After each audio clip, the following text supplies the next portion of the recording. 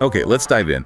We're looking at the Grok Trade Market Summary for today, April 28th, 2025. Right. And our goal here is really just to pull out the key stuff, stocks, economy, crypto, metals, so you get the picture without getting buried in detail. Exactly. Grok Trade laid it all out, and we're here to sort of filter that down to what really matters right now. Perfect. So starting with the stock market, what's the main story there according to Grok?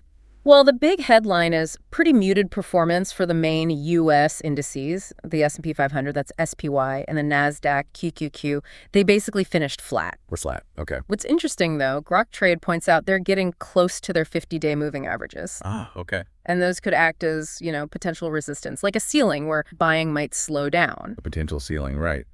But wasn't there some good news tucked in there, too? Didn't they hold some levels? Yes, exactly. That's the positive sign. Despite that potential overhead resistance, both SPY and QQQ did manage to get back above their 20-day moving averages. And they held above a resistance trend line from last week. So that suggests there is some demand, buyer stepping in. Got it. And what about the other guys? The Dow Jones, DIA, and the Russell 2000 for small caps, IWM.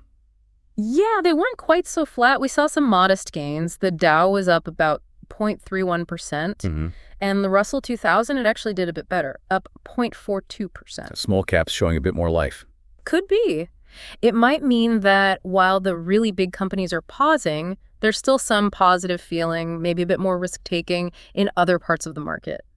Interesting divergence. Wow. But Grok Trade flags something else. Volume, right? Yeah. Why is that important? Yes. The volume. It was pretty lackluster today, lower than average. That means... Well, low volume can sometimes raise questions about how strong a rally really is. Yeah. If prices go up but not many people are trading, it suggests maybe there isn't broad conviction behind the move. Okay. So historically, rallies on low volume can be a bit fragile, more easily reversed. It just means, keep watching closely, be vigilant. Right, so caution is still the word. Okay, let's shift gears a bit. The broader economy. What's Grok Trade saying there? The economy is definitely under the microscope, mostly because of all the ongoing talk about trade policy. Yeah, that seems persistent. It is. And while we didn't get any major economic data releases today, that uncertainty around tariffs and negotiations, it's definitely weighing on investor sentiment. So maybe that partly explains the flat performance in SPY and QQQ, just a sort of wait-and-see mode. I think that's a fair assessment. Precisely. The economy's shown resilience, but this trade stuff is a headwind. Investors might just be hesitant to make big moves right now. Makes sense. Grok Trade does note the market's finding some stability despite this, which is interesting. Looking forward, it's really about upcoming company earnings reports and the next batch of economic indicators. That's where we'll get more clues. Okay, so keep an eye on earnings and data. Got it. Now let's talk about some areas that we're moving. Crypto and precious metals. Bitcoin. Yes, definitely some action there. Bitcoin was up almost 1%, getting close to that $96,000 mark.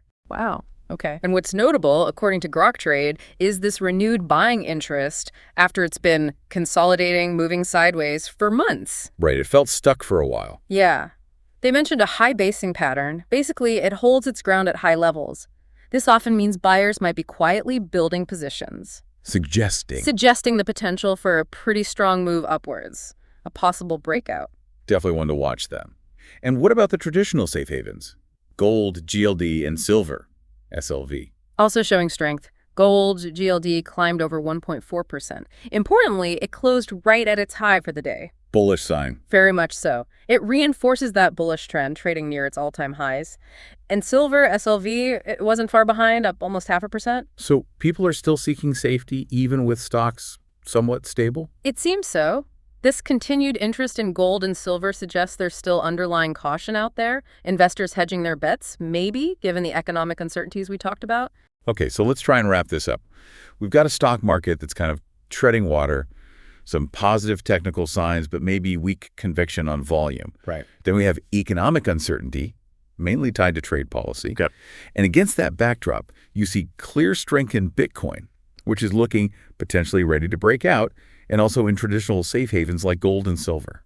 That sums it up nicely. It's quite a mix of signals, isn't it? The flat majors versus strength elsewhere. It really is. Which leads to the final thought for you listening. With these contrasting signals, Big stocks quiet, but small caps, crypto, and metals pushing higher. What deeper forces might be at play here? And perhaps more importantly, what kind of news or event do you think could be the trigger to finally push the market in a more decisive direction soon?